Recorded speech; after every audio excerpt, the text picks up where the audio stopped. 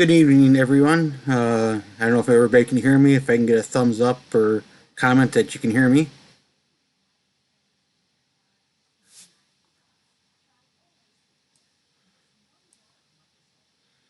Okay. Uh, I've done this presentation for a couple different groups. One of them was Preservation Racine and also the WISE division of the National Model Railroad Association. Primarily, the purpose of this program was me gathering information on the North Shoreline, eventually model some of the areas through Racine County. But when doing that, when I started looking for information, looking for photographs, it seemed like I could find a lot of stuff down in Illinois on the Skokie Valley route of the North Shore in downtown Milwaukee, a few images here and there of Kenosha, but Racine at the time I probably only knew of probably about 4 good photographs of the actual depot. Since then, this program has grown quite a bit. In fact, since the last time I've shown this program about a year ago, I've added 30 slides to the presentation. So I hope you all sit back and enjoy. Basically, the program will start on the south end of Racine County and work its way north through Racine County. So we'll start off, hopefully this program doesn't become a train wreck. And looks like I might have a little bit of a lag here.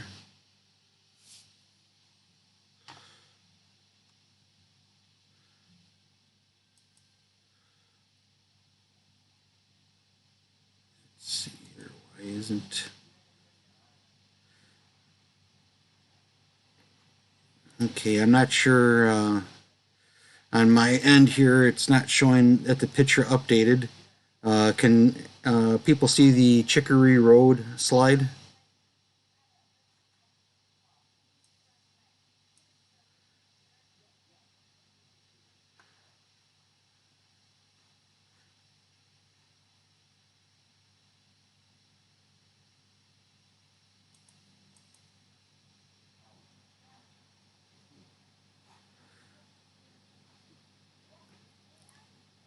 Okay, it just must be one delay on the one slide on my one program here. But anyways, with Chicory Road is the first grade crossing after County Line Road grade crossing.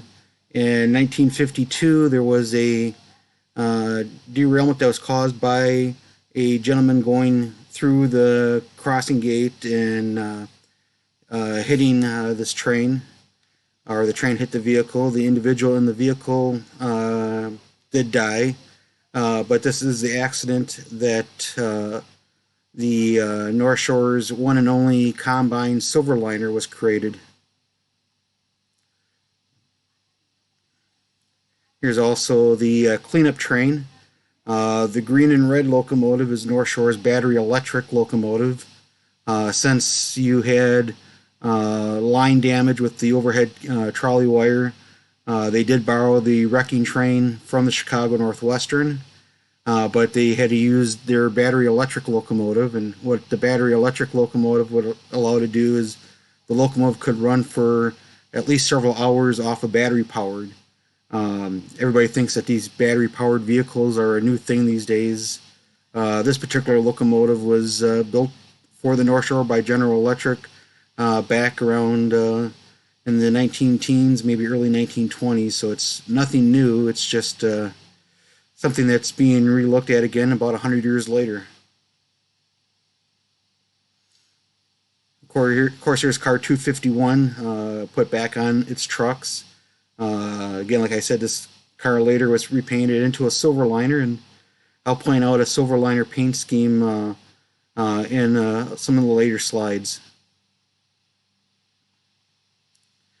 This particular photograph is a company photograph from the North Shore. And of course, if you look in the lower corner, you'll notice that Durand is spelt incorrectly. There was a big hoopla on one of the Facebook pages because of this spelling error.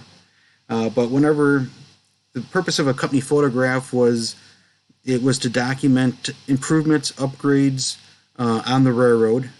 Also, it was the purposes also in the 1920s, 1930s, the railroads had to send documentation to the federal government, state government, and local county governments of improvements or property value of the railroad. So anything like a grade crossing improvement like this would be, here would be a reason to take a photograph. And in fact, there's several company photographs that have been added to this program. Some of them by different museums. This one's from Oak Clearing collection here in Racine County. A lot of them also from the Illinois Railway Museum. The Illinois Railway Museum did receive a large portion of the documentation when the North Shore line deceased. Our next stop along the right-of-way is Taylor Avenue. Taylor Avenue did intersect with Durand Avenue on an angle, and it was also the location of one of the larger substations along the Wisconsin division of the North Shore. There were 3 sister substations like this, one in Kenosha, on the south end of Kenosha County, this one at Taylor Avenue on the south side of Racine County, and a third one on the south side of Milwaukee County, just north of Ryan Road. Here we see an early photograph of the North Shore line crossing at Taylor Avenue. Of course, you can see the large brick substation in the behind the train. Behind the crossing gate and kind of the car, there is a little whistle stop station. And you can also see on the edge of the photograph, kind of towards the end of where the train is and the automobile, there's a little park bench that's also part of the little whistle stop that was there. And this little whistle stop did last all the way to the end of the North Shore. And I did pick up a booklet on ridership documentation. In weekdays, there was one rider that would get on and off at this location, and I would probably assume that that rider was more likely an employee by the North Shore for working at the substation. Again, some more substation locations over at Taylor Avenue.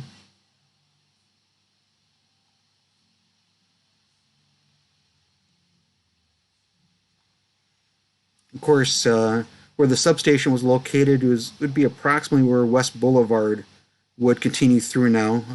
The substation was torn down, I believe, in the early 80s to make way for West Boulevard to be completed all the way to Taylor Avenue. Here we see line car 606 just past the Taylor Avenue grade crossing. Of course, the line cars would be used to repair and also grease the overhead wire, and this line car would at least make a weekly trip up and down the line. Line car 606 was primarily used on the Wisconsin division of the North Shore. Line car 604, which is preserved at the Illinois Railway Museum, was primarily used on the Illinois division or the Illinois territory of the North Shore. Here we see a little bit more of a bird's eye view. I would suspect somebody climbed one of the line poles to get this photograph. I'm not sure if that's something that I would do because the wire that it would be close to them is about 600 volts direct current. Here we see a freight train on the North Shore. The North Shore did have a nice little freight business. In fact, this particular locomotive, the North Shore purchased secondhand with another one that was somewhat similar to it from the Oregon Electric Railroad. These were North Shore's biggest and heaviest locomotives, being a 4-truck locomotive.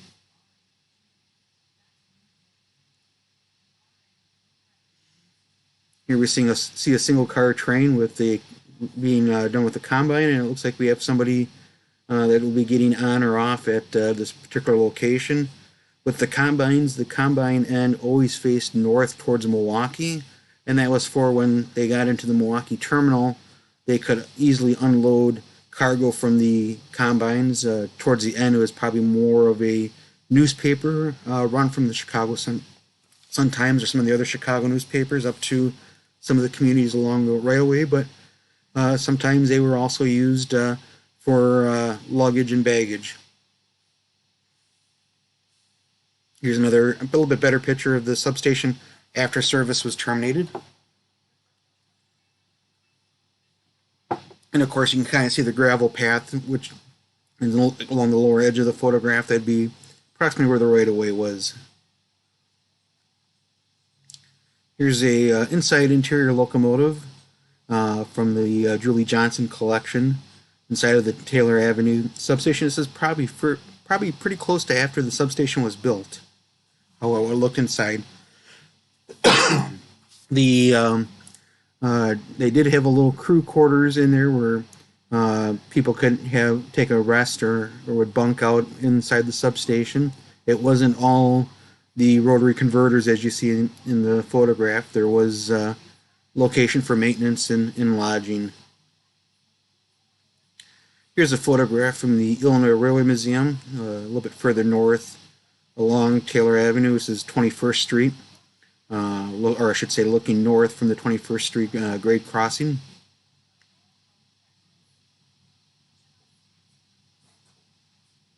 And here's also another company photograph.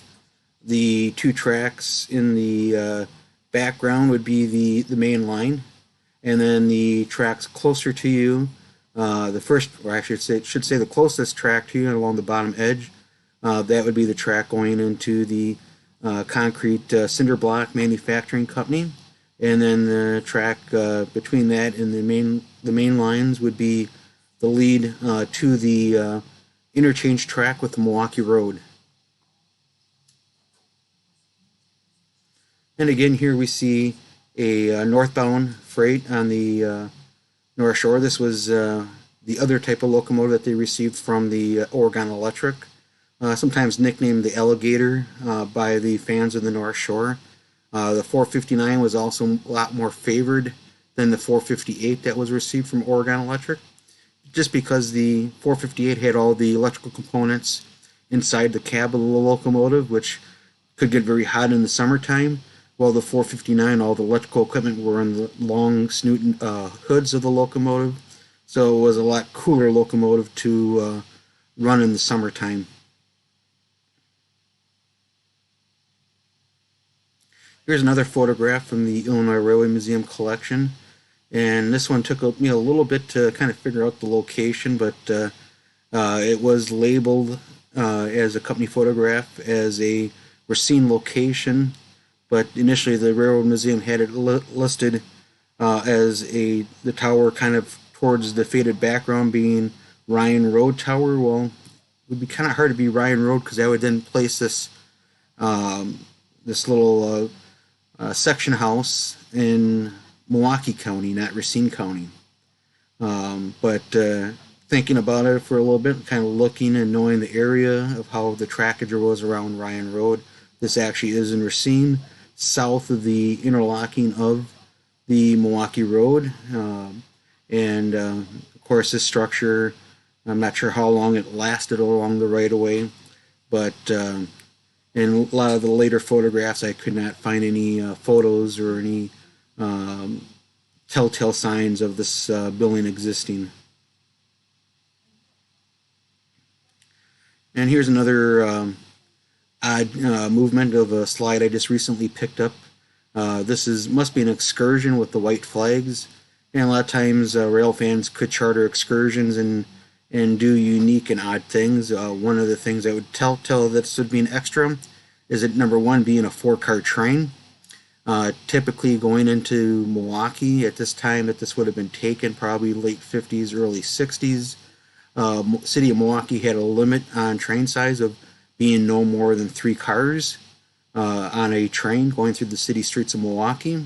With the exception of a special movement, then they could allow up to 5 cars. And being that you have the freight locomotive in the lead and then 4 cars behind it, this would be an extra, probably a special excursion. And this particular locomotive is on the lead for the interchange track to interchange with the Milwaukee Road. So they probably had it back to get out of the way for some scheduled trains. Here we see a little bit warmer times also around the same location, roughly as where the excursion would have been. And here we see a northbound electroliner heading north towards Racine. Also around 21st Street, like I mentioned, was Jensen Block. Here's a photograph looking on the opposite side of the North Shore trackage. The North Shore trackage would be behind this particular structure, and I can remember this structure still standing and the business being in business even when I was a child. But unfortunately, the North Shore just did not have enough freight revenue on the right-of-way and railroad to allow it to remain in business.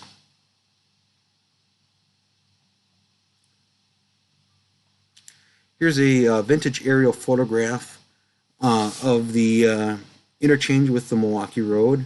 You can kind of make out with some of the lines. You have a cut of cars on the north leg of the Y to be interchanged with the Milwaukee Road. The North Shore would be heading in the up-down, which would be a north-south direction. The Milwaukee Road would be going left to right, and that would be an east-west railroad. And then, of course, you have another curve kind of going along the lower corner of the screen, and that would be the other interchange track with the Milwaukee Road. The southwest quadrant of the interchange track actually was a double track interchange, while the north-west interchange was a single track with the Milwaukee Road. And then also you can kind of see how West Boulevard just stopped at the Milwaukee Road and did not cross. So that was another telltale sign. This photograph would be approximately, I believe, about 1938, 39 time frame. And this again was something that the United States did. They did a complete aerial photography of the whole entire country. So it's really could be useful and a lot of useful information in these photographs. This particular is a screen capture from the Wisconsin State Historical Society's webpage. Here's a blueprint of the interchange. This is around the turn of the century when the North Shore would have first crossed over the Milwaukee Road. And at that time, they only had a single interchange track. Later, they would have built the other two interchange tracks on the southwest corner. Of course, this is showing the northwest corner or interchange track shown here. And according to the Milwaukee Road, this interchange was known as Gatliff, Wisconsin. On the North Shore, it would have been known as this as Racine. So when you're doing research where two railroads interchange, sometimes the terminology would be different between the two different railroads.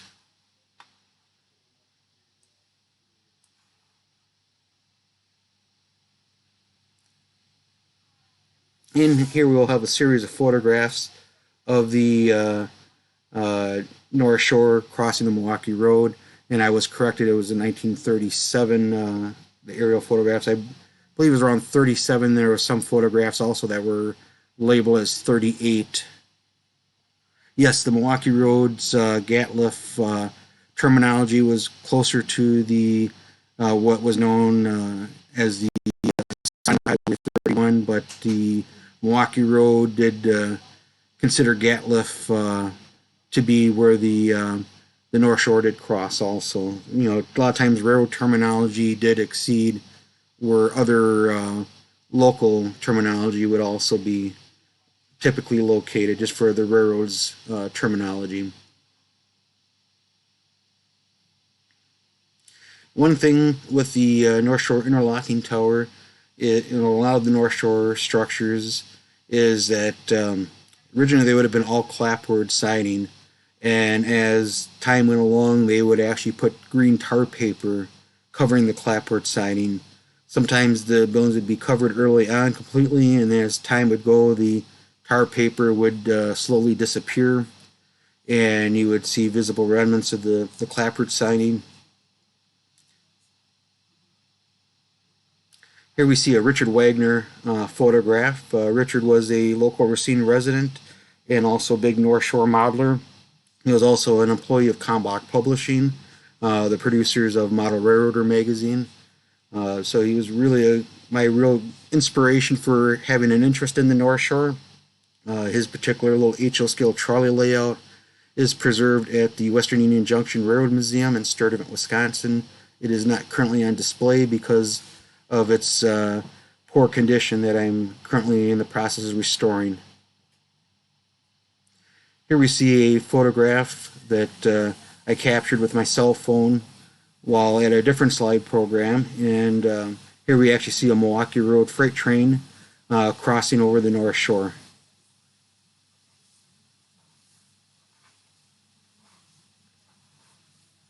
And here we see a southbound train getting ready to cross over the diamonds of the Milwaukee Road. And like I mentioned, the interchange tracks, here's the Oregon Electric 459 doing a interchange cut of cars.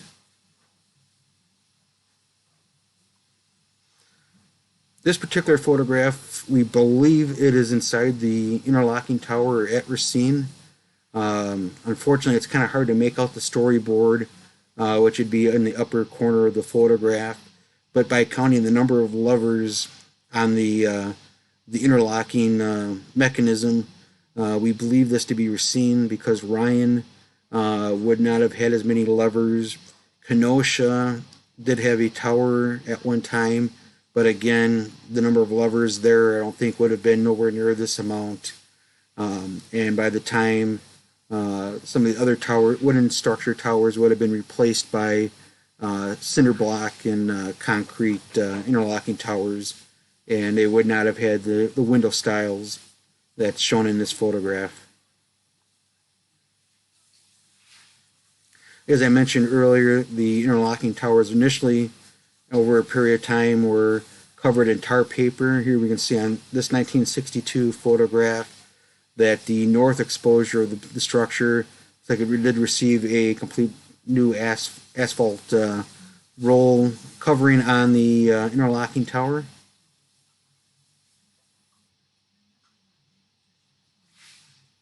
Here we have a southbound train getting ready to cross over the Milwaukee Road. And here we have a northbound train that just would have crossed over the Milwaukee Road.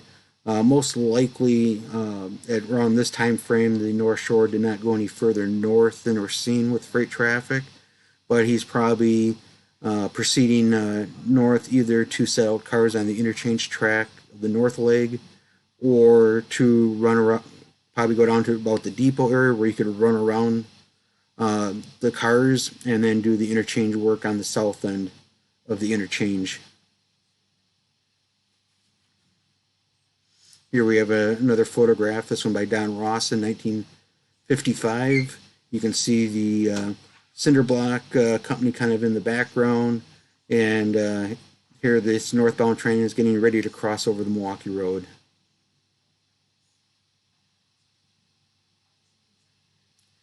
Here we have a southbound liner that is going past the Racine Tower. One of the things that I find interesting on the North Shore, at least, is that its block signals were placed after the diamonds, not before the diamonds. I'm not sure exactly the reasoning why the North Shore did this.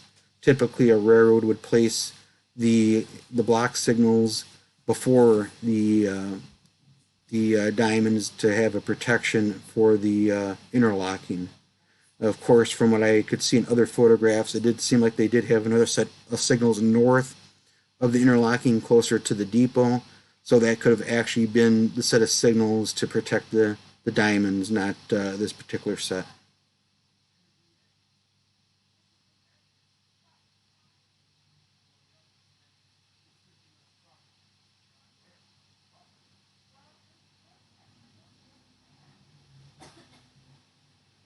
All the way up to the end, the North Shore was doing maintenance on their equipment. Here we can see in the other photograph, 1962, the depot or the interlocking tower did receive all new asphalt siding on the tower. Here's a photograph, probably roughly about a year earlier, and it doesn't have all the asphalt siding. Here we see a Sailor Special heading north, getting close to crossing over the Milwaukee Road trackage. In here we see a southbound train. The lead car is painted in the silver liner paint scheme that I kind of mentioned earlier. The North Shore, along with also the Santa Fe, did paint a full stainless steel effect on the car where the lower half was painted silver and they did gray shadowing to make it have the illusion of stainless steel fluting. Here's a kind of an odd image of the tower showing the stairs in the back of the tower. This would be the east wall, or you'd be in this particular location or direction of looking at the tower. You would be looking southwest. Typically, a lot of rail fans and photographers do not photograph this particular angle while photographing the North Shore, just because it wasn't towards the train tracks. But for somebody like me that's a modeler that would eventually like to model this structure in other areas along the North Shore, this type of photograph helps us to model the particular railroad. And again, heading a little bit further north, we have the 17th Street grade crossing in 1923.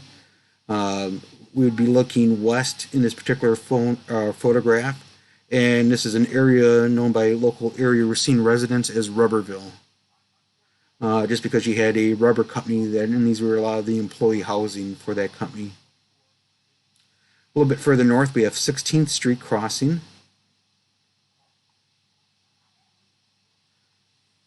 And then we also have 15th Street crossing. Again, these would be all company photographs, and the reasons for these photographs would be the grade crossing being installed along the right-of-way. So it's just, again, showing improvements along the railroad. Now, the North Shore kind of was in a unique position.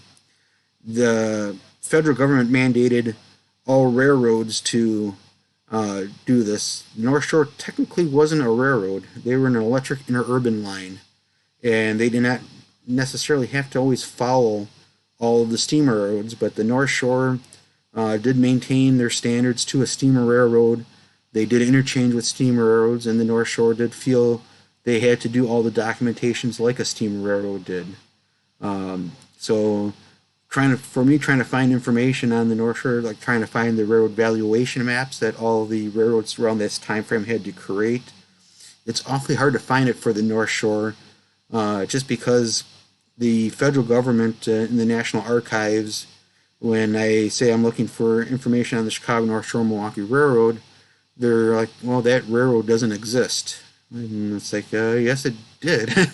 But so it's a little bit interesting. Here we see, again, another photograph of the North Shore. This is the line car 606 heading southbound. Of course, this area now would be a big parking lot for the church and the school. Now, during this time frame when they did grade crossing improvements, they also would put in these little towers along the right-of-way. And for a while, it took me about 2 years to figure out the exact location of this photograph. We knew it was not that far away from the freight house or the merchandise dispatch building that you can see on the edge of the photograph there along the railroad tracks. But the problem was the location. Typically, these structures were built near grade crossings, but the thing I just discovered about a week and a half ago is that this tower was not built near a grade crossing or where a road crossed the railroad. It was actually placed mid-block in between two grade crossings. And the way that I was able to determine that is on the other edge of the photograph, there's 3 houses visible.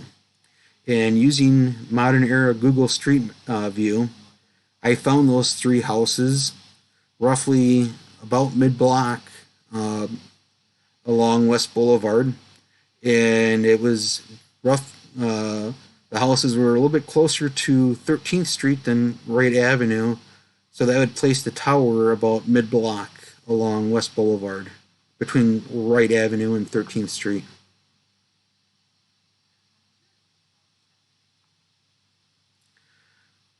Now, on the Sanborn map, they label it as a freight house because that was a terminology that a lot of railroads used. The North Shore line would have referred to this as a merchandise dispatch, and they did actually have another terminology they used before using the merchandise dispatch, but fortunately that's escaping me. But this one here would also be a company photograph of the North Shore's MD or merchandise dispatch building. Some recent photographs that were uploaded by the Illinois Railway Museum to their webpage are these next two photographs are again company photographs of the construction of the merchandise dispatch building, and you can see construction workers still working on it with the wheelbarrows and different artifacts like that. Here's a north end of the merchandise dispatch building. In fact, you can tell it's really under construction because they don't have the steps to walk into the office area. There's some construction ramps for wheelbarrows and that. The track closest to the building would have been a little siding spur that the merchandise dispatch vehicle or cars, which were kind of like a box car with the motorized controls on either end, could run into that track. North Shore did have some interesting things with the merchandise dispatch. They had the first non-ice reefers, which were 600 volt DC reefers. And from what I've learned, those particular reefers did make it as far north as Sheboygan on the Milwaukee Electric Railway and Light Company. And they typically, from Wisconsin, they would probably haul cheese from Wisconsin to Chicago, and then Chicago racks of beef would be hauled from Chicago up to Milwaukee and points north. Here's another company photo of the MD freight house. This one would probably be more like when the structure was in operation on the railroad. You can see kind of in the background, you do see a North Shore interurban car, a little tower, which would have been to operate the crossing gates at Washington Avenue, and faintly you can also make out the depot. Here you see a little bit later in life picture of the merchandise dispatch building. At this time, the MD building would have been leased out to a private company, as the North Shore would not be operating the merchandise dispatch service anymore.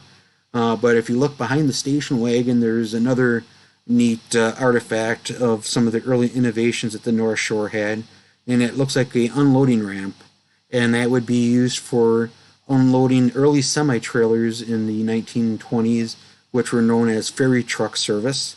And the ferry truck service was basically the early version of trailers on flat car, or something that you see nowadays quite a bit on the railroads. The North Shore was one of the first innovators of this type of service.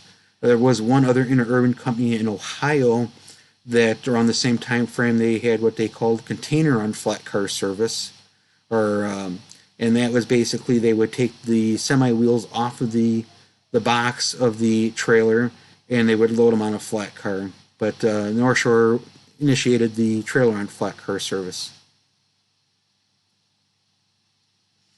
In here we see another northbound train crossing Washington Avenue. And of course the merchandise dispatch house in the background, of course, being rented out by a private company. In here we see a two-car passenger train with the white extra flags in the hole on the MD freight house spur. Probably again to get out of the way for regular scheduled traffic on the railroad, and also probably they unloaded the rail fans to photograph these movements.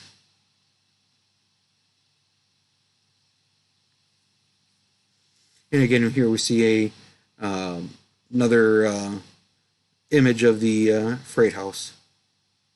This particular picture here shows an earlier interurban car that the North Shore modified to turn into a merchandise dispatch car before the later cars were delivered to the North Shore. And here's a kind of a somewhat rare photograph of the west wall of the Racine MD Freight House. Again, a lot of rail fans and photographers would not have typically photographed this side of the structure, just for the sheer fact it was on the opposite side of where the trains traveled. But again, for a modeler, these types of photographs are really a wealth of information because it helps us model the structure completely and not have to guess. And here we see another photograph, kind of more of a photograph of that unloading ramp for the trailer on flat car service.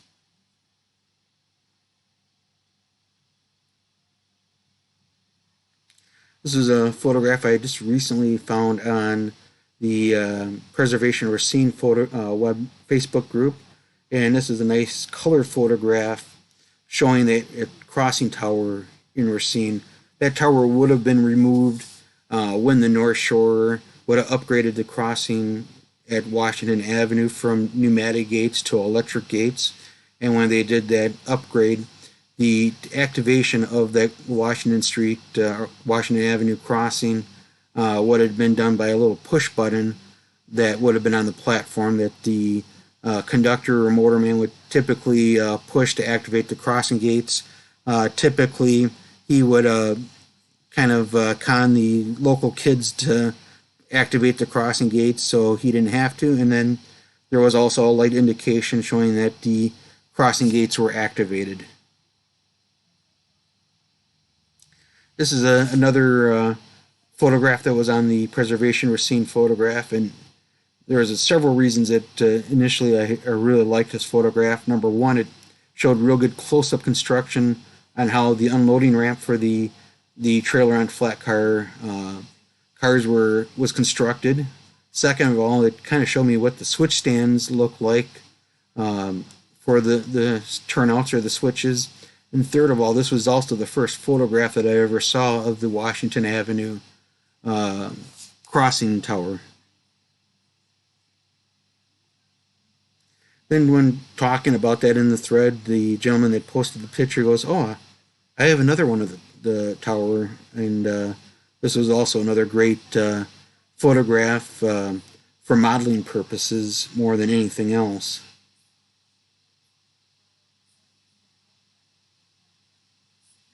And then, of course, just recently on the Illinois Railway Museum's webpage that they've been putting all these historic photographs on, here's a company photograph of the tower showing that little coal bunker box for probably the coal stove that was inside to keep the operator nice and toasty warm.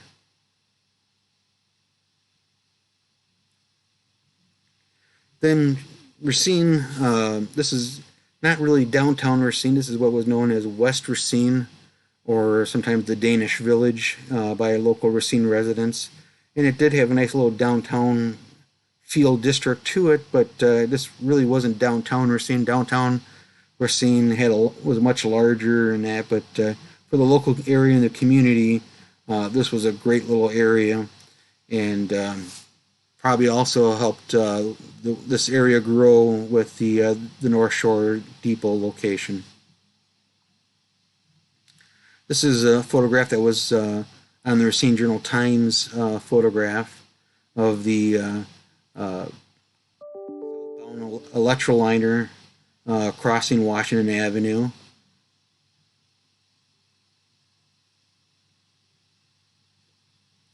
Then across the depot site was Mound Cemetery, kind of one of the more historic cemeteries around Racine. In fact, the cemetery dates back probably almost to the founding of Racine, and there are several Revolutionary War veterans buried within Mound Cemetery. Here we see a Milwaukee Electric Railway and Light Company. This is probably a little bit earlier than that, though. Streetcar on West Boulevard. And here's a colorized postcard of the entrance gate for Mound Cemetery with another streetcar in the edge of the photograph. Of course, this would have been right across the street from the Racine Depot. And of course, here we see an early 1919 photograph of the North Shore at the depot platform. And of course, across the street, you can see the entrance for Mound Cemetery.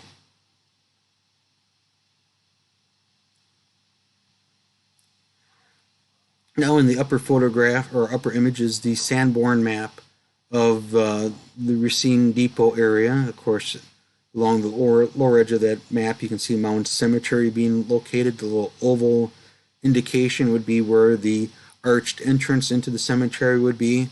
And of course, above you would see the passenger station. Now, as far as the depot goes, this is actually the second depot that was constructed in Racine.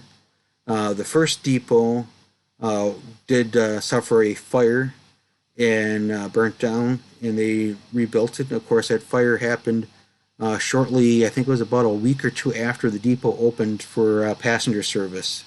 The picture below is of the early photograph of the Racine Depot, and you can tell that by the large open air platform on both the north and south ends of the depot.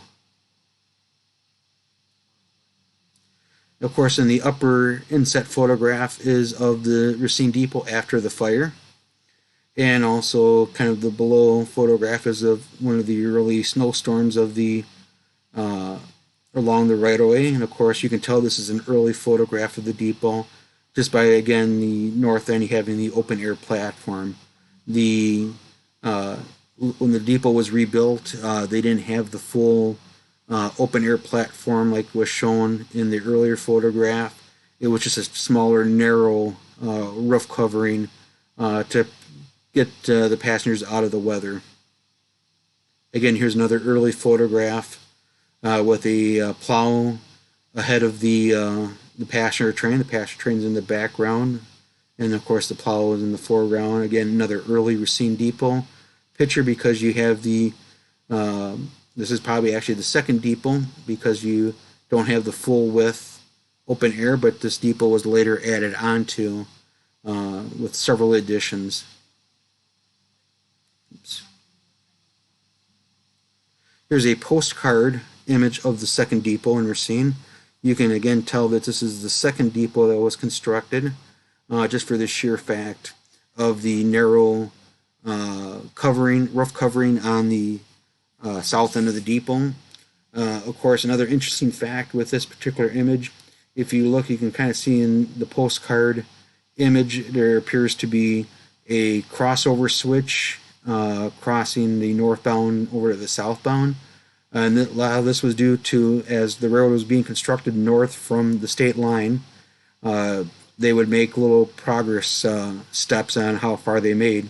And for about a year or so, the furthest north that the railroad actually went was Racine. And when the train got to the Racine Depot, they would do their station stop.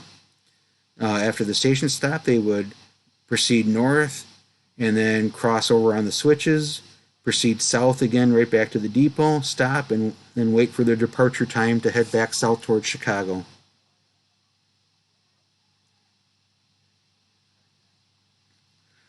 Again, here's a probably a late 50s, early 60s photograph of Racine. One of the other neat things with all the depots on the North Shore with the station signs, if you look by where it says Racine, you'll see the C and a number. That was how many miles it was to Chicago. And unfortunately, the line pole is kind of blocking the other part of the sign, and it would say M and would tell you how many miles north to Milwaukee. Here we see a northbound electroliner. It's just done its station stop in Racine and is proceeding north. After the depot, you did have a little bit slight west jog in the tracks.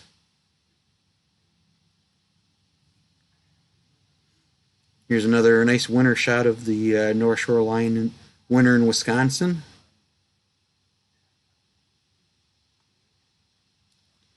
And yes, it did get cold in Wisconsin during the winters. The last day of operation in 1963 was, I believe, in the negatives. Probably some of the guys that were around at the time did Probably have more remembrance of how cold it was, but like you can kind of see in this photograph, the windows typically did ice up.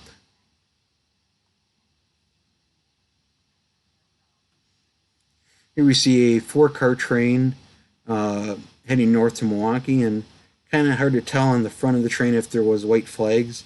Could have been an extra, or it could have also been maybe by looking in the window of the locomotive or the interurban car. It looks like a person in a white uniform, so probably typically could have been a sailor extra from the naval base up to Milwaukee.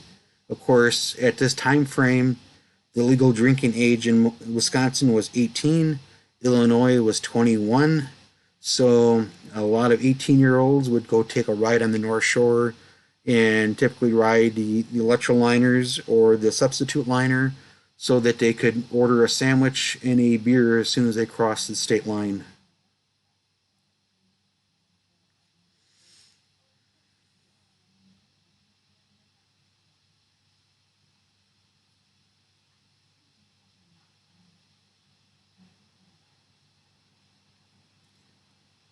One thing to point out with me personally, I was born 13 years approximately after the North Shore ceased operations, and for me, my interest came from Richard Wagner, going over to his house in my junior high school days after my father purchased his large Lionel collection.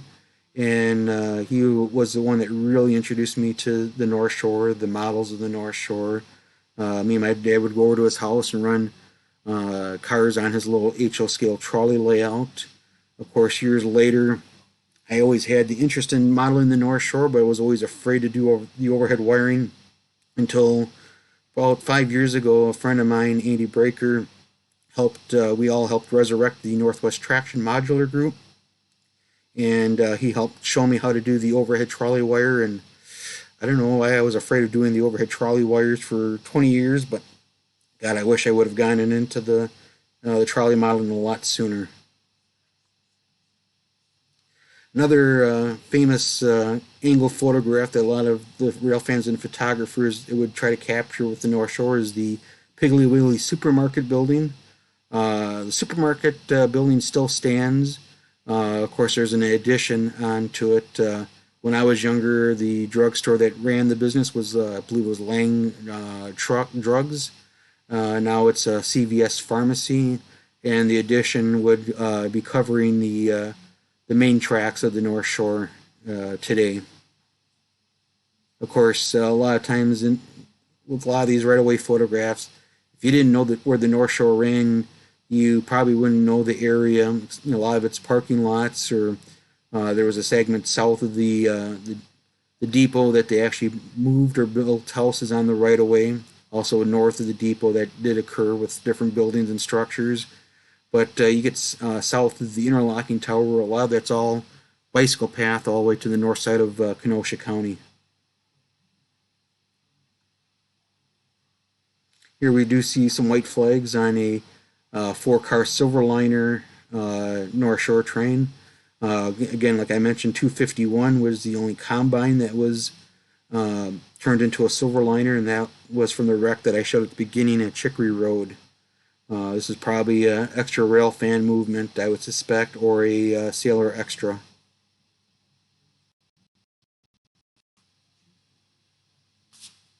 Kind of a poor, blurry quality photograph, but I did include it because it does show a fairly good photograph of the little signal here that was probably made from the local hardware store pipe fittings. And this signal, its purpose was the indication to let the motorman or the operator of the interurban car to know that the crossing gates at Washington were activated and working. The block signal on the other side of Washington, that would be the indicator that it was good to proceed south and go over the interlocking where it would cross the Milwaukee Road. Here we see a northbound electroliner that has just completed its station stop, and of course you can see a little baggage cart and also the baggage end of the depot that was later added on to from the original depot structure.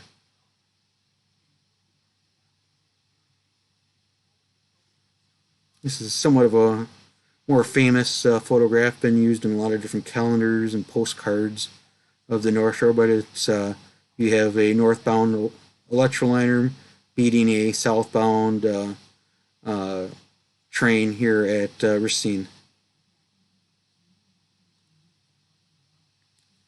Here we see a photograph. This was kind of a neat photograph. It's showing a special movement of cars that were on display. These were newly delivered steel cars to the North Shore. And I've seen photographs with a similar type of sign on the depots in Kenosha and other locations, but they would take time and run this train up and down the line, stopping at various station stops for a while and allowing the general public to get into the new cars and walk through them. Another neat thing is over on West Boulevard, you can see one of the streetcars. This streetcar service was ended, I believe it was 1940, 1939, 1940. I want to say 1940. So it later and after that, it was the streetcars were removed and bus service started. Interesting side note: the bus service was eventually sold, and sometime in the 1950s, the North Shore Line actually owned the bus companies that operated all the city buses in the city of Racine. Eventually, that was sold off and then later privatized by the city of Racine. Here we see an unusual car on the North Shore. This is the Milwaukee Electric Railway an urban car that chartered a special excursion on the North Shore. The story I heard about this excursion, initially it was supposed to be a two-car train that would go all the way down to Illinois to what was known as South Upton, and then head back north to Milwaukee. What I had heard when they ran this excursion, the North Shore only accepted this car to be allowed on to the railroad. The other car that was to be used had thin wheel flanges and was rejected by the North Shore to operate over the railroad.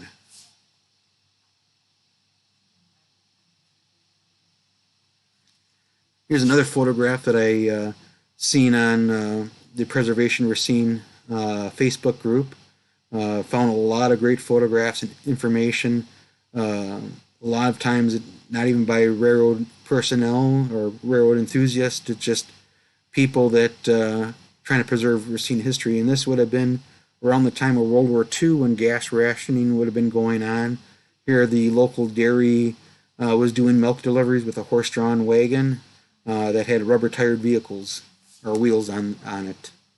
And the neat thing about this photograph is it does show me how the grade crossing at Washington was, and also how the wood plank sidewalks would have been crossing the train tracks.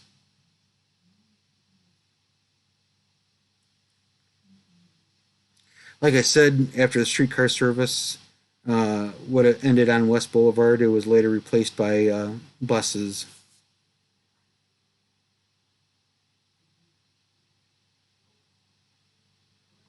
Here's a photograph that was posted, I believe it was by Glenn Brewer, and here he's on a southbound train approaching the Racine Depot with a northbound train at the platform. And again, a lot of great little detail with the baggage carts at the depot, and a lot of railroad personnel or rail fans would call a little speeder or a little motor car, and those were used by section foremen to ride the rails to try to look for defects along the right of way.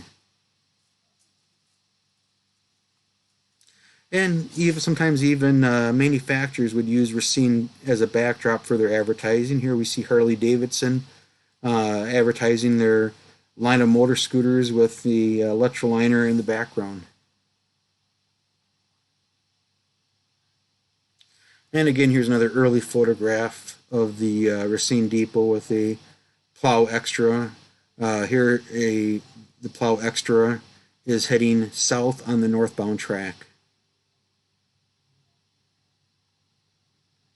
And of course, another image at the Racine Depot.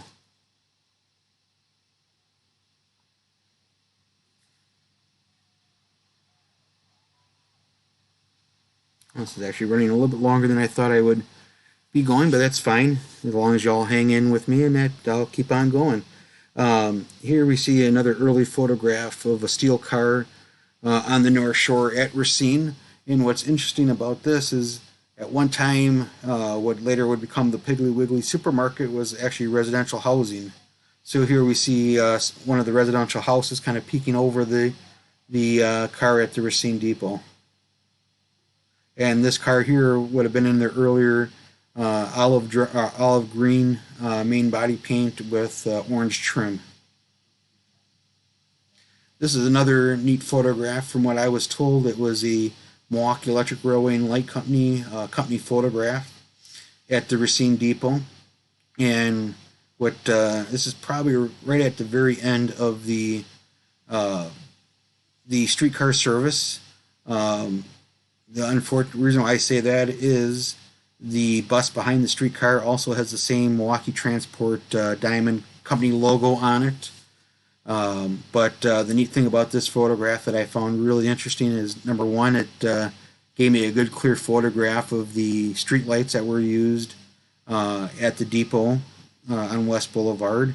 It gave me a good photograph of the north end of the taxi cab loop, which always seemed to be photographed from the south end of the taxi cab loop, and also gave me somewhat of an idea on how the streetcar trackage was in West Boulevard. Again, here's a company photograph. Originally, when the station was built, they didn't have the little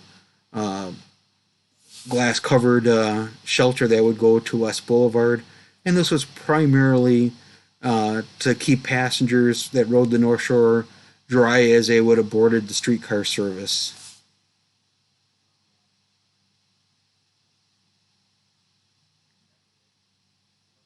Again, another one of those famous Piggly Wiggly type capturing of the photographs by the fans.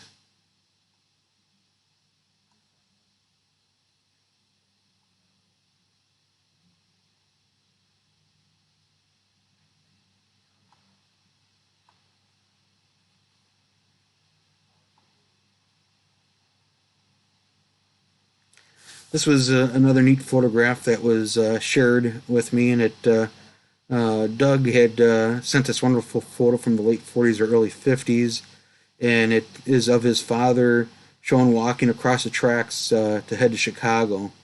And the again, sometimes photographs like this, I don't care if the person's father or Aunt Edna is in the photograph. Sometimes just getting that wealth of information of the surrounding photographs, but which is a nice, neat personal touch of actually having a picture of his father getting ready to take the train to Chicago.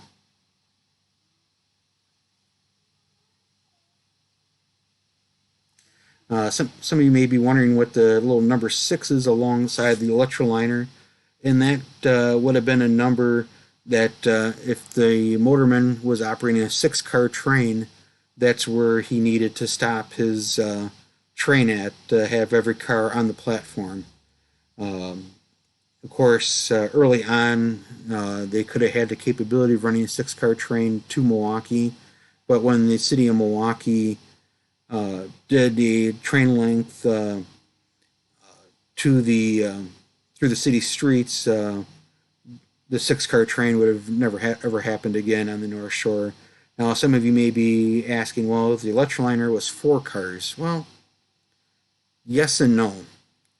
According to the North Shore, it was a 2-car articulated train, with one end being car number 801 as a 2-section, and car number 802 being another 2-unit articulated car joined together in the middle between the two train cars.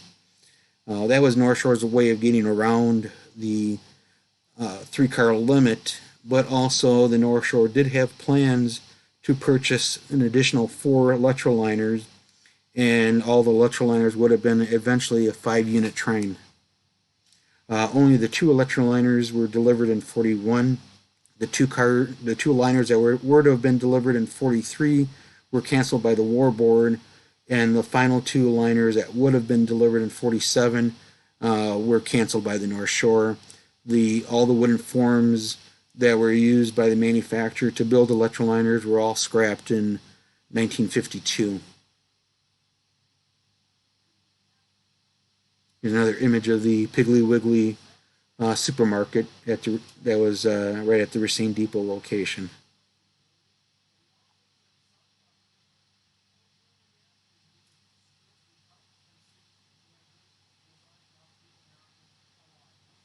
This is a great photograph, not because it has an electroliner on it, but it shows me the signal relay box that would have been at the north end of the depot. My plans are to eventually build a module to add to the Northwest Traction Group of the Racine Depot scene, going from grade crossing to grade crossing for the first section, and then the second section would be down by the merchandise dispatch house. So little details like that would help me complete the scene and get a very accurate model.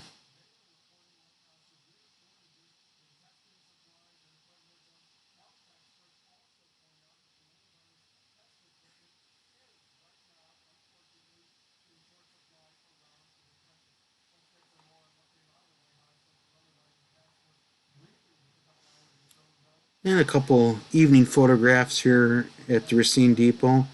This one's again probably close to the end of service. A nice cold, probably late December or January day.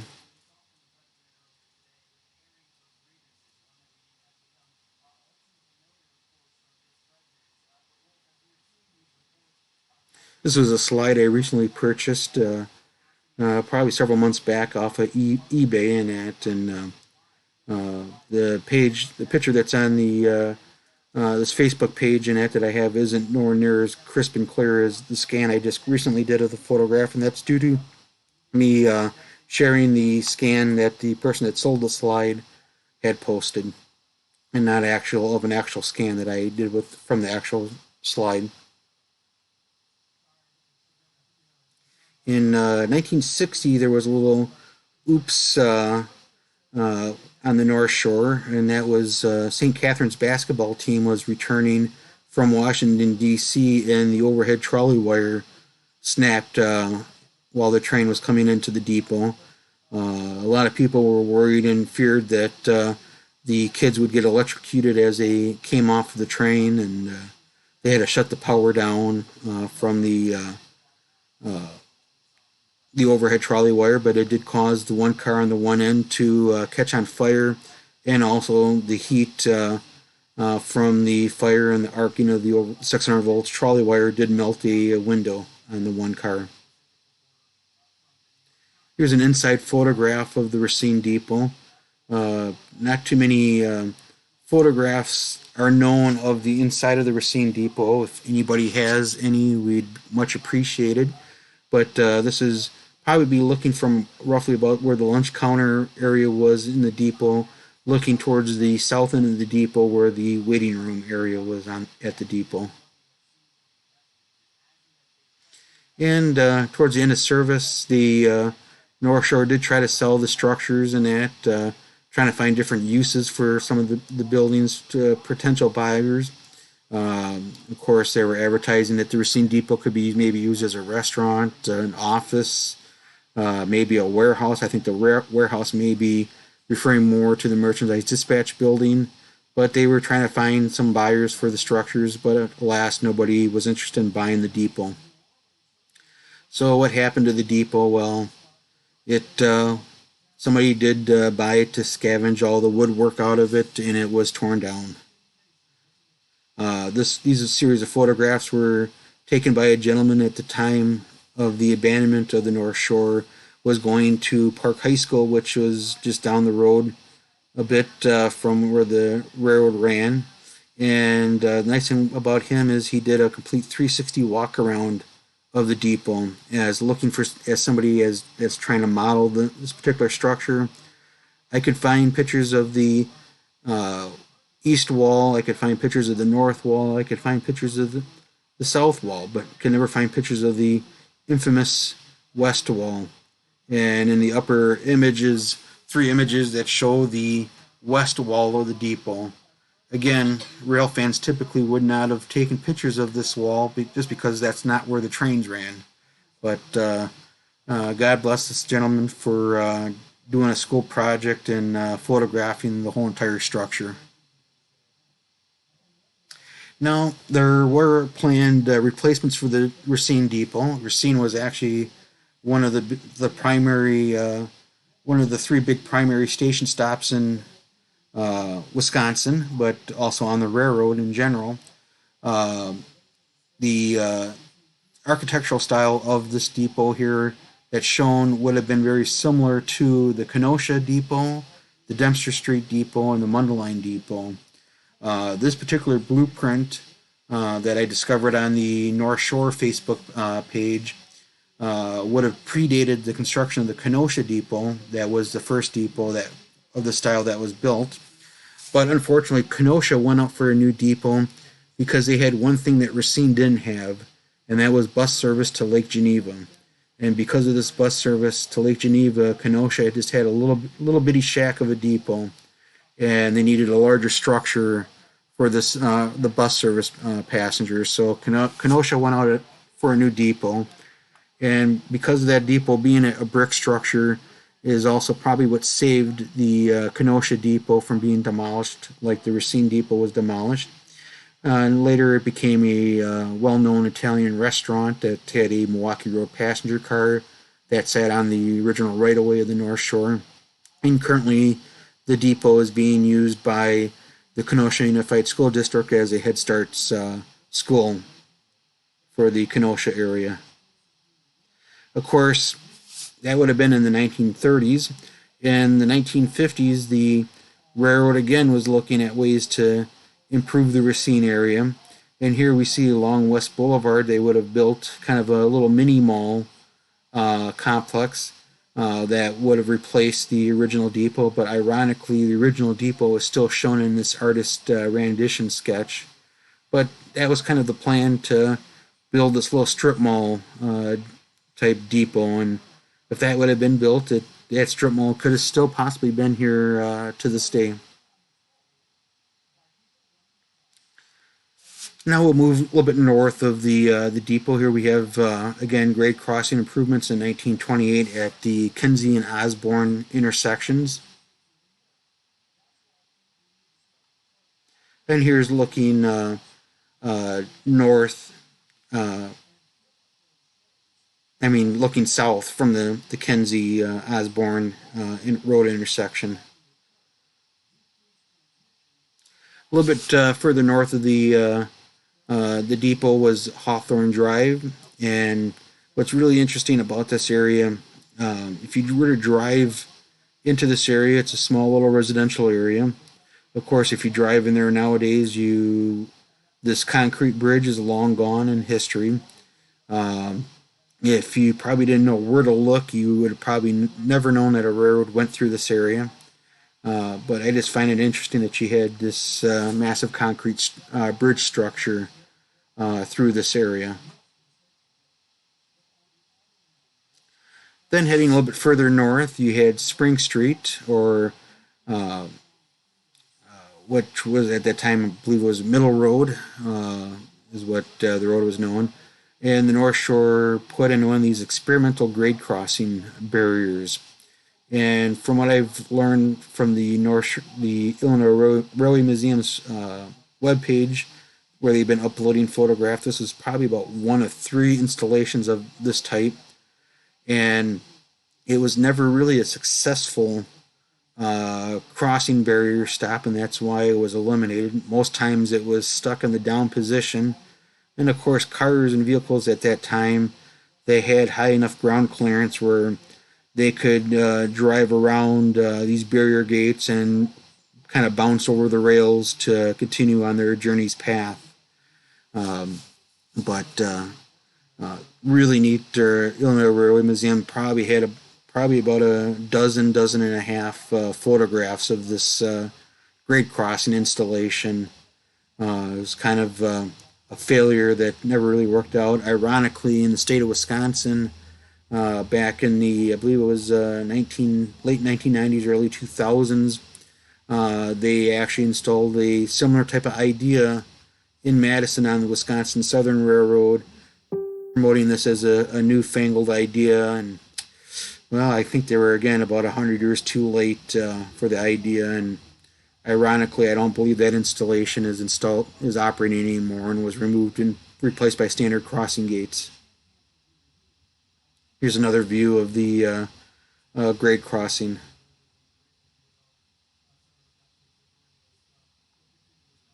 And a little bit further down the road, they would have had the swing telltale gate that would have been the first warning that the barrier gate would have been in the down position. And of course, from the earlier photograph, here you can see a car that would have driven through into the steel belted thing that would have acted as a way to stop the vehicle on its path.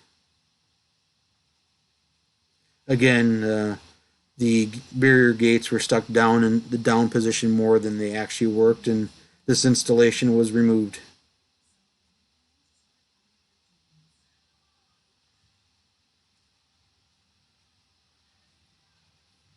And an interior photograph of the relay mechanism that I would have operated the barrier gate crossing. And a photograph from the late 50s, early 60s of the Spring Street grade crossing. A little bit further north, you had the twin golf courses. This would be Meadowbrook Country Club in the background of the Letroliner going through the right of way. And again, another photograph by the Meadowbrook.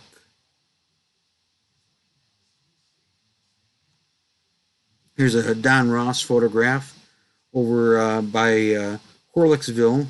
This would be over by where the Racine quarry would be, kind of around County MM and Highway 38. And some more recent photographs from the Illinois Railway Museum collection. This would be an original scale house over by the Racine quarry. This would be a 1924 dated photograph. And then a little bit later photograph, they replaced the scale house with this nice looking structure. I can't recall offhand how many years after this that the quarry would have flooded and became what was known as Quarry Lake, and this all would have then been shut down and torn out by the quarry spurs.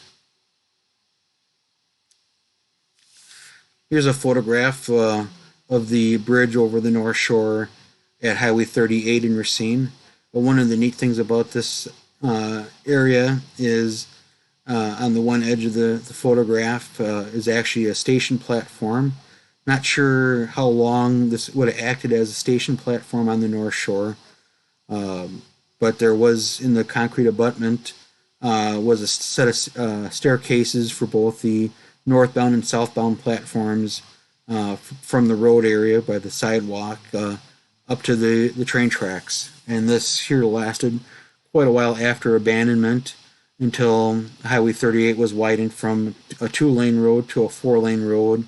And this whole entire area was filled in and leveled out. And of course, if you don't know where the North Shore kind of went through by this area, you would have never known a railroad ever went through here.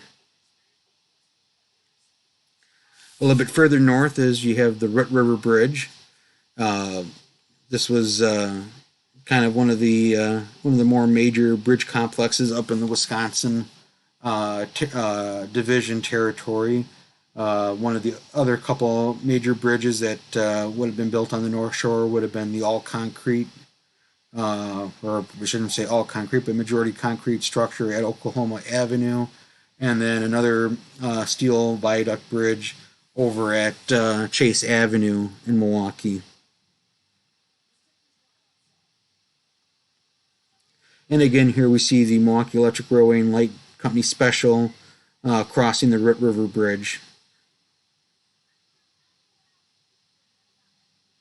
And just to kind of give you a general area idea, if you kind of know where the River Bridge would have crossed, the red white dash line on the upper part of the picture here is a 4 mile road, and then the red white dashed line below is 3 mile road. And here you can kind of make out with the long angled rectangular block is where the North Shore right of way would have been, and where it would approximately cross the river bridge. Ironically, now on the south end of the river bridge, right away is the right away is a person's driveway, and the house is a house is built on the right of way near the river bridge abutment. And here's some early photographs from like the 80s of the area of where the river bridge was located at.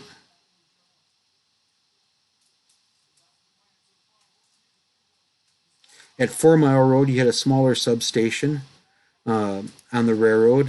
Here's a more modern or more recent photograph. Again, this structure was saved, and a person ended up using it as a horse stable. Uh, as of recent, this property is for sale. I wish I had some extra money because that substation building would make a excellent building for a model railroad of the North Shore inside of it. Here's a picture of when the railroad was still operating of the 4 Mile Road substation. And you can also kind of make out with the little gravel platforms of where the little station stop for at the 4 Mile Road station would have been. Wasn't a major complex station stop. It just was a small little wooden shelter that would have been enough to get a person out of the weather on a rainy day or maybe a cold or snowy day that would at least keep the wind off of you.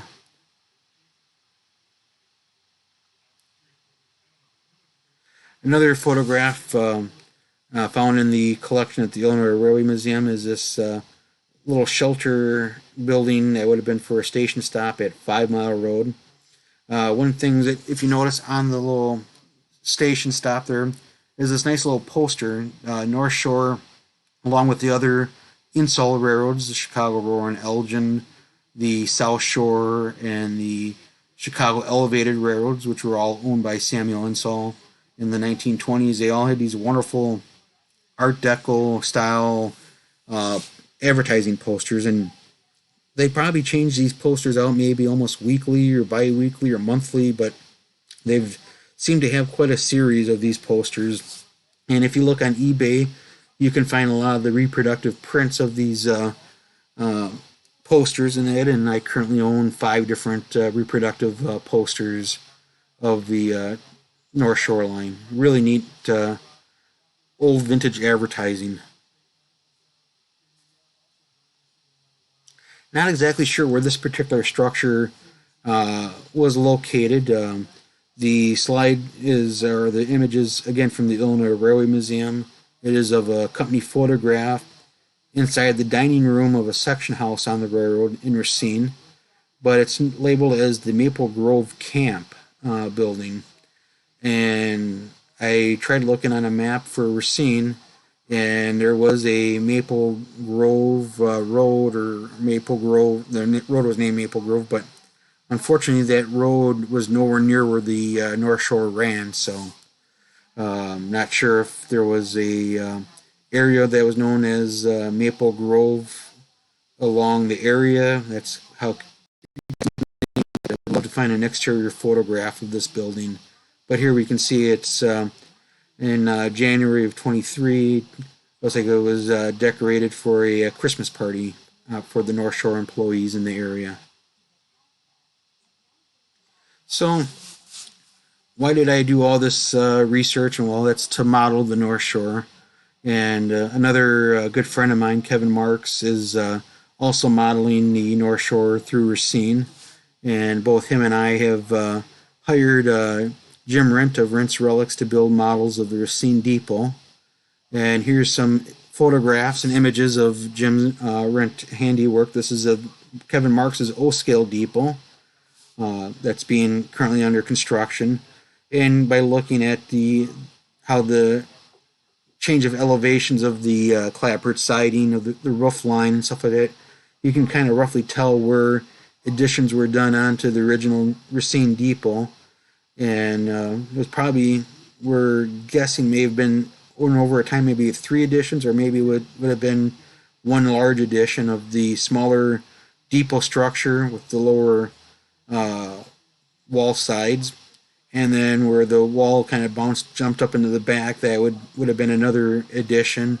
And we're not sure if the lunch counter was added on, portion was added on all at the same time, or if the freight house was added on also at the time. Or who knows, maybe part of this addition may have been the section house where the Maple Grove interior of the depot could have been. So a lot to figure out and learn yet on this structure. And here's a little bit more progressive photo of some paint on the structure. Originally, the depot would have been painted the dark green, as all the North Shore cars would have been painted, but with probably only painting the depot maybe once or twice in its history, the sun would have bleached out the green to this faded out green, like the green that you would have seen in the prototype photographs earlier on. And finally, Jim started working onto my depot, and here's my HO scale depot that was just started recently. So I can't wait to see the structure completed. And because he started ordering materials and starting the construction on my my depot, I figured I better start planning the module for this first segment. And this is what I kind of have roughed out currently and recently. The two solid lines along the upper edge would be representing where the main line tracks for the North Shore would be. The yellow line in the lower edge in West Boulevard would be approximately where the Milwaukee Electric streetcars would be. Of course, I have to still do a little bit more planning out of the TM streetcar trackage, because there was a little spur that kind of bumped to the west towards the North Shore Depot by where that little waiting shelter building was on between the main line and the West Boulevard. Another thing that I started building recently is a model of, or at least a good representation model of the Red River Bridge. And in the upper photograph, you can see me doing some of my initial planning on how I would lay out the bridge girders, and then the support towers, and even did some 3D printing for constructing the bridge. Some of the bridge kit or bridge tower kit that I purchased was of a different design, and I kit bashed it to closer represent the North Shore's River Bridge. And I actually had to 3D print some of the lattice work and the little foot mounting bases to mount to the concrete foundations that would have been for the bridge piers. And I even 3D printed a little cutting jig tool to help cut some of the girders to size on the support towers. And also with modeling, here's one of my modules. It's not really based after any particular location on the North Shore, but I needed to get my teeth wet on how to construct a module that met the Traction Modular Group standards, and also had to learn how to do the overhead wiring. This particular module I did do the overhead trolley wire on, but I've also had a lot of help with some of my other modules from Andy Breaker. Now the last picture, and again, like I said, doesn't matter who's in the picture, but every picture has information to help your modeling. And some of you may look at this picture in Kenosha, and you may just see the kid sitting on the edge of the platform along the North Shore tracks. But in this particular photograph, I see how tall the platform was above the railroad right-of-way, and I can tell it was roughly about 2 ties tall above the ties of the railroad right-of-way. So when I make my model of the Racine Depot area, I know approximately how tall to make my platform in Racine at. And with that, I thank everybody, and I'll kind of look at the feed. If anybody's got any questions, I'll try to answer questions.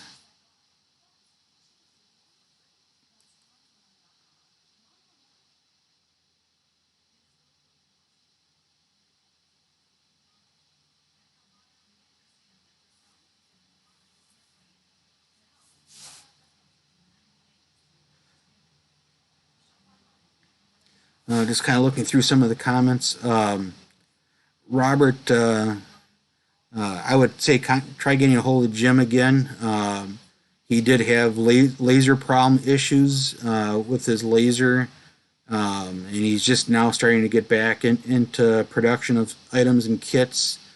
So I would say contact him directly, and maybe he can help you in getting it. But I know there was one of the depots I was actually helping him with when I was the Spanish style depots on the Skokie Valley route. And again, that had a lot of laser cutting that needed to be accomplished. So I would say get a hold of him.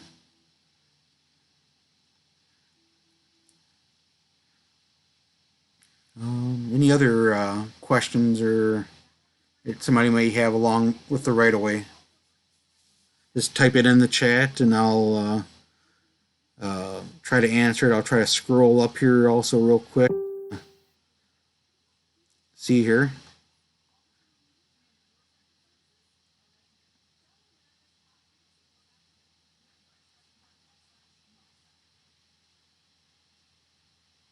Let's see. I was just seeing that there was a comment from Richard about a group of people looking for photographs of the Racine Depot. Yeah, that would be me and Kevin Marks that were looking for the photographs, and we found quite a few photographs of the right of way.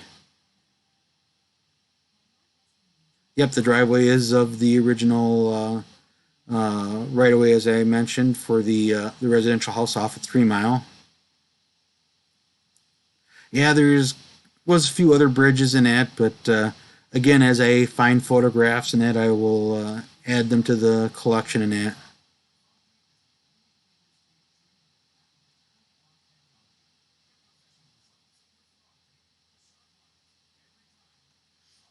Yeah, Ray did mention earlier in the comments that the webpage is irm-cta.org for the webpage for the IRM collection of North Shore and CTA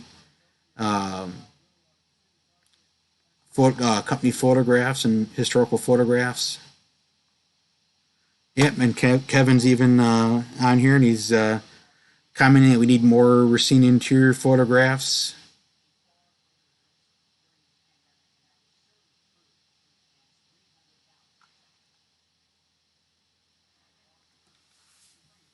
And a lot of these photographs I do have on this Facebook page. I just have to kind of search through the information here. Now, one thing I will kind of mention in here is whenever I would do live presentations, I would always get the comments that they could never understand why the North Shore didn't survive. And there's a few things that I did learn over the several years of research. When the railroad, basically in the 1963, a person, I believe the figure was about $3.5 million, you could have bought the whole railroad, right-of-way structure, buildings, equipment. I think it was the figure that I had heard. Problem was, by 1969, about half the fleet of the roster of equipment would have been obsoleted, and by the 50 and out laws that were at the time for railway equipment. And even though the railroad was making a profit and making money, that there just wasn't enough profit to purchase new equipment to rehab the railroad with new equipment. And another chunk of the equipment would have been hit the 50-year mark towards the end of the 1970s. So you needed a lot of capital to upgrade the fleet of the railroad.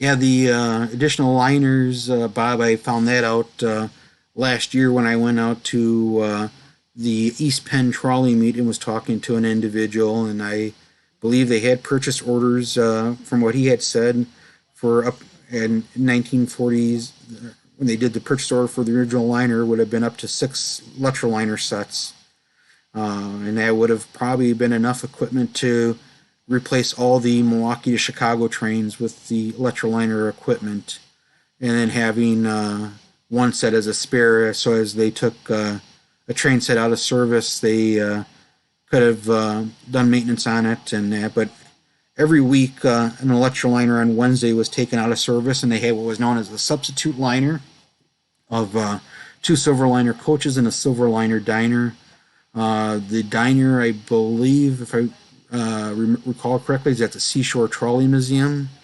And of course, the other electroliner is preserved out in Rocking Furnace, I believe it is, Pennsylvania, near the East Broad Top Railroad. There's a little trolley museum, and they have the other liner, 803, 804, and it's preserved in the Liberty Liner paint scheme that when the North Shore went out of business, it was bought by a Philadelphia-based transit company, and the 2 liners went out there and served probably about another 20 years in service out there, and before being taken out of the service in the late 70s, early 80s. Of course, the Illinois Railway Museum has train set 801, 802, which is going under a complete restoration.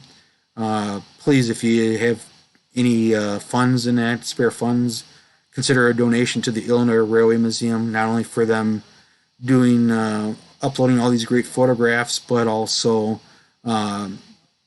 consider a donation by putting the electroliner on the comment on the check and making a donation. Every bit helps to keep this equipment going.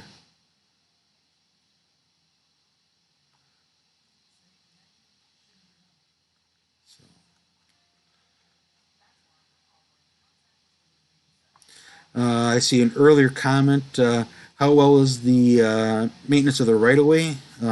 It was up to steam railroad standards, all the way up to the end. Equipment and right of way was maintained, I would say, to the highest standards. The only branch that seemed to have a little bit less maintenance work done to it was the Mundelein branch that would have gone from South Upton Junction out to Mundelein, and there you had photographs of a lot of grass growing in the ballast right away, but that division seemed to be the only out of norm. Otherwise, the North Shore had nice crushed ballast and heavyweight steel rail like what the Milwaukee Road or Northwestern would have had. In fact, if I'm not mistaken, some of the rail for the longest time was being used by the Illinois Railway Museum at the museum, and a lot of the trackside block signals are also in use at the Illinois Railway Museum.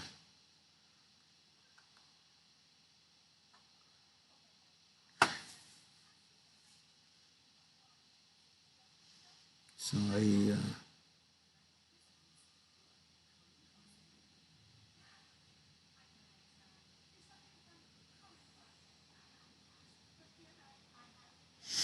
okay, just ask if anybody else has any questions or things they'd like to share.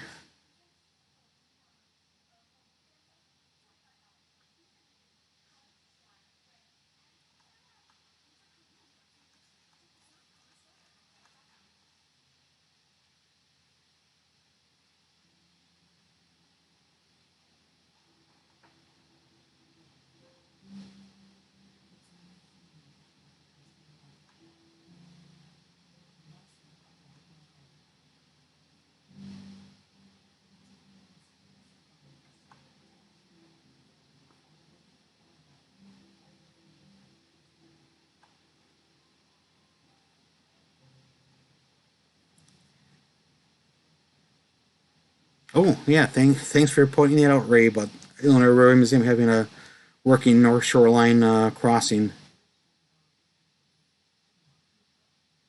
Actually, I will. During my presentation, I was recording this presentation, and if everything works out, I will upload it probably to YouTube. Otherwise, we'll look at possibly seeing about maybe putting it up on after I'm done here. It should be able to be recorded as a Facebook Live, or not Facebook Live, but a Facebook feed on my page. So we'll look into that. Yeah, freight operations is probably one of my main interests on the North Shore, John. I have a model of every single freight locomotive that the North Shore ever rostered, not counting the merchandise dispatch cars, because those were also used as freight locomotives. And uh, did learn from one presentation I was at that, of course, the North Shore used steam locomotives to help build the Skokie Valley route, and heard that maybe after it was built and open, they may have used the steam locomotives for freight operations a little bit afterwards.